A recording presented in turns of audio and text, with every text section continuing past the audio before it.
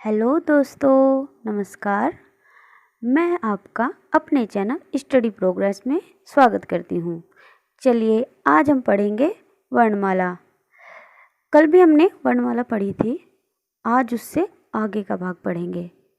कल हमने देखा था वर्ण कितने प्रकार के होते हैं। हमने देखा था वर्ण 2 प्रकार के होते हैं, स्वर और व्यंजन। 2 प्रकार के होते हैं। आज हम पढ़ेंगे स्वर के बारे में। स्वर उत्पत्ति के आधार पर भी स्वर का वर्गीकरण किया गया है, उच्चारण काल के आधार पर, जीभ के प्रयोग के आधार पर, होठ के आधार पर और मुख खुलने के आधार पर स्वर का वर्गीकरण किया गया है। आज हम देखेंगे उत्पत्ति के आधार पर। उत्पत्ति के आधार पर स्वर हम पढ़ेंगे। उत्पत्ति के आधार पर स्वर कितने प्रकार के हैं? 2 प्रकार के। एक मूल स्वर होते हैं, एक संधि स्वर होते हैं। मूल स्वर हमारे 4 हैं,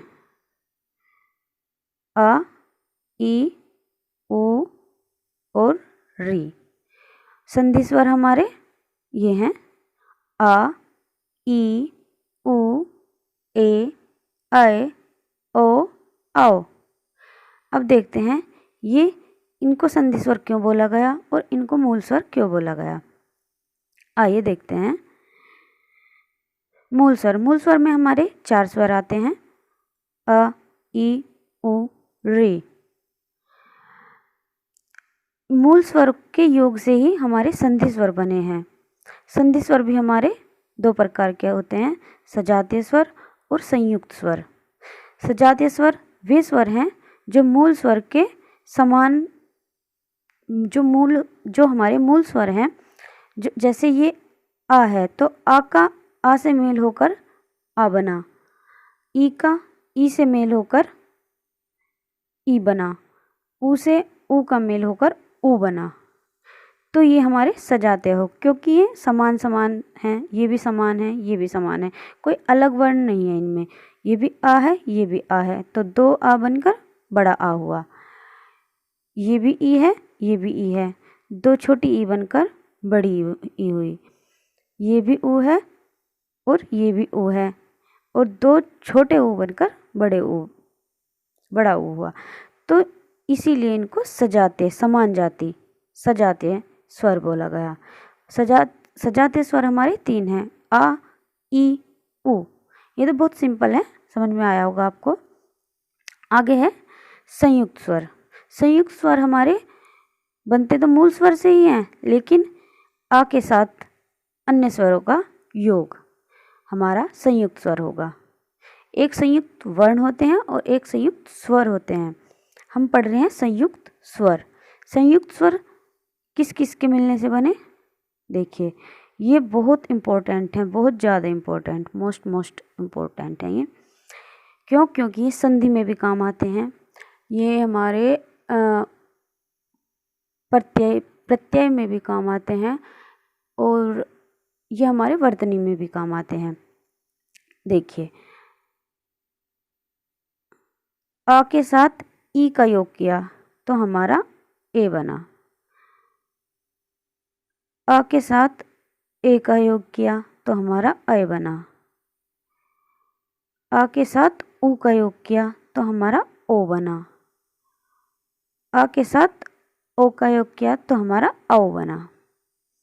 बहुत आसान है याद करना। देखिए, इधर तो हमारे आ है और इधर हमारा जो पहले बना आ और ई बन के ए बना, ये हमने यहाँ लिया है। आ और ए बन के ए बना, आ और ए के मेल से ए बना। फिर आ के साथ उ तो ओ बना, फिर इस ओ को यहाँ ले आए, आ के साथ ओ के योग से औ बना। ठीक है, आगे चलते हैं। हाँ, 1 मिनट, आपको ये आपको याद करने हैं, क्योंकि इतने इम्पोर्टेंट हैं ये, एग्ज़ाम में बहुत बार पूछे जाते हैं और इन्हीं में हम अटकते हैं। आगे देखते हैं। सजातीय स्वर को हम मूल दीर्घ स्वर भी कहते हैं और इनके भी अलग अलग नाम हैं, इनको भी एक बार देखते हैं। मूल स्वर को ही हम लघु स्वर कहते हैं, मूल स्वर को ही हम ह्रस्व स्वर कहते हैं और संधि स्वर को ही हम गुरु स्वर कहते हैं और दीर्घ स्वर कहते हैं। इनको संधि स्वर क्यों बोलते हैं, एक बार ये भी देख लीजिए। इनको हम संधि स्वर ये इसलिए बोलते हैं क्योंकि इनमें सभी में संधि हुई है। आ के साथ ई, ये भी संधि, आ के साथ ए, ये भी संधि, इसीलिए हम इनको संधि स्वर बोलते हैं क्योंकि ये जो सभी वर्ण आए हैं ये संधि होकर ही आए हैं। ये मूल स्वर है, ये किसी संधि से नहीं आए, लेकिन ये संधि से बने हैं, इसीलिए इनको संधि स्वर कहते हैं। इतना समझ में आए तो परिभाषा देखते हैं। जो स्वर मूल स्वर के आपस में जुड़ने से बनते हैं, मूल स्वर के जो हमारे ये हैं मूल स्वर के जुड़ने से बनते हैं, आपस में जुड़ने से बनते हैं, उन्हें संधि स्वर, गुरु स्वर और दीर्घ स्वर कहते हैं। ये भी दो प्रकार के होते हैं, दीर्घ स्वर भी दो प्रकार के होते हैं, एक सजातीय एक संयुक्त।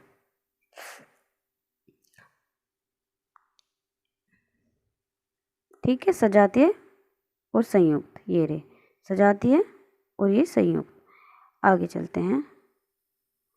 आगे है हमारा उच्चारण काल के आधार पर। मैंने आपको अभी बताया था, एक हम उत्पत्ति के आधार पर पढ़ेंगे, एक हम उच्चारण काल के आधार पर पढ़ेंगे, एक जीभ के प्रयोग के आधार पर कि हमारी जीभ कौन से हिस्से से उठती है, एक हम होठ के आधार पर हमारे होठ कितने खुलते हैं किसी वर्ण को बोलने में, एक मुख खुलने के आधार पर हमारा मुख कितना खुलता है किसी वर्ण को बोलने में।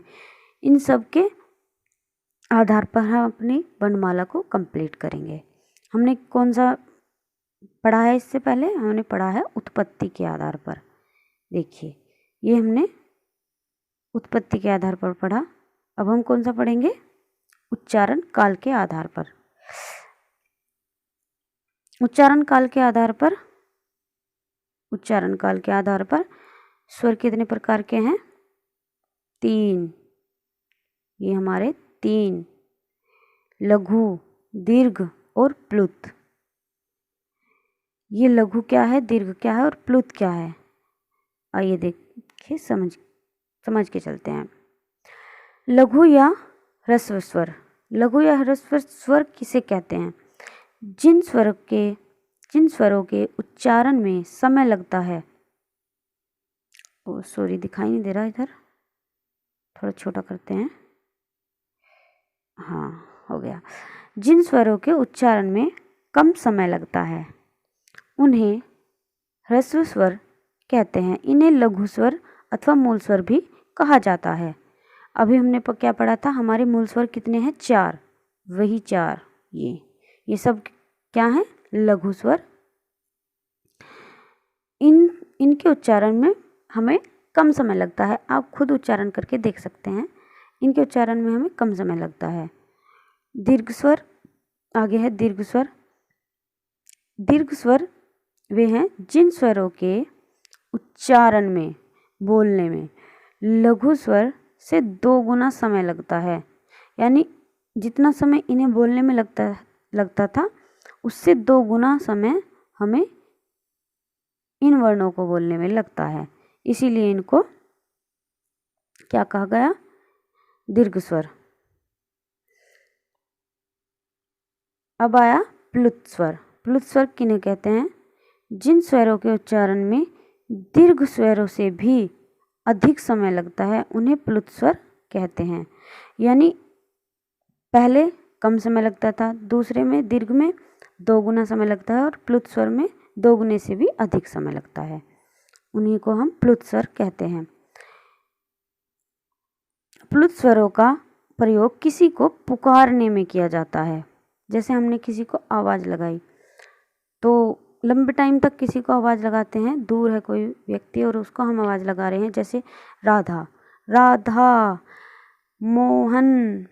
तो जो ये जो हमारा चिन्ह है, ये ऐसे करके ये प्लुत का चिन्ह है और ये चिन्ह उसी वर्ण के पीछे लगेगा जो हमारा खिंच के बोलेगा। जैसे रा, धा, मोहन में मो खिंच के बोल रहा है, इसलिए मोहन के पीछे मो के पीछे लगा है, ना कि हन के। ये भी हमें ध्यान रखना है। ये हमने दो प्रकार पढ़ लिए, एक उत्पत्ति के आधार पर और एक उच्चारण के आधार पर, उच्चारण काल के आधार पर, मतलब समय के आधार पर। ठीक है। अब हमारा आया जीव के प्रयोग के आधार पर। जीव के प्रयोग के आधार पर हम पढ़ेंगे, जीव के प्रयोग के आधार पर 3 प्रकार के स्वर होते हैं, अग्रस्वर, पश्च स्वर और मध्य स्वर। अग्रस्वर जीव के अगले हिस्से से बोले जाने वाले, पश्च स्वर जीव के पिछले हिस्से से बोले जाने वाले, और मध्य स्वर जीव के बीच वाले हिस्से से बोले जाने वाले स्वर। ये कौन कौन से होते हैं देखते हैं। अग्रस्वर जिनके उच्चारण में जीभ का अगला भाग काम करता है, उन्हें अग्रस्वर कहते हैं। जैसे ई, खुद बोल के देखिए, खुद महसूस करके देखिए आपको कि ई कहाँ से बोल रहा है, जीभ कैसे हमारा मूवमेंट कर रही है। ई, ई, री, ए, आय। तो हमारे जीभ का अग्रभाग उठता है इन वर्ण को बोलने में। आगे देखते हैं मध्य स्वर। मध्य स्वर जो हमारी जीभ का मध्य भाग है, वो हमारी जीभ का जो मध्य भाग है वो उठे इन स्वरों को बोलने में। जिन स्वरों के उच्चारण में जीभ का मध्य भाग काम करता है, उन्हें मध्य स्वर कहते हैं। जैसे अ को बोलो, अ मध्य स्वर उठ रहा है, मध्य स्वर मतलब जीभ का मध्य भाग। आ बोलोगे महसूस होगा, आप खुद ट्राई करके देखिए। आगे है पश्च स्वर, जिनके उच्चारण में जीभ का पश्च स्वर कहते हैं। जैसे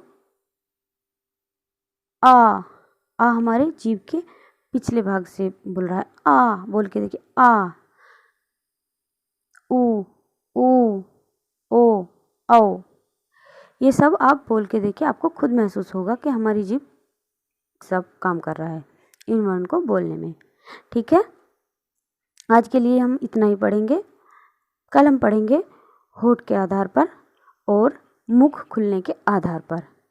इसके बाद हमारी वर्णमाला में स्वर का भाग कंप्लीट हो जाएगा, स्वरित नहीं होंगे। फिर हम पढ़ेंगे व्यंजन। ठीक है। आपको क्लास पसंद आई हो तो लाइक कीजिए, सब्सक्राइब कीजिए, और जो हम गलती होती है थोड़ी बहुत आप कमेंट करके बता दीजिए, मैं सुधार करूँगी। ठीक है। Thank you.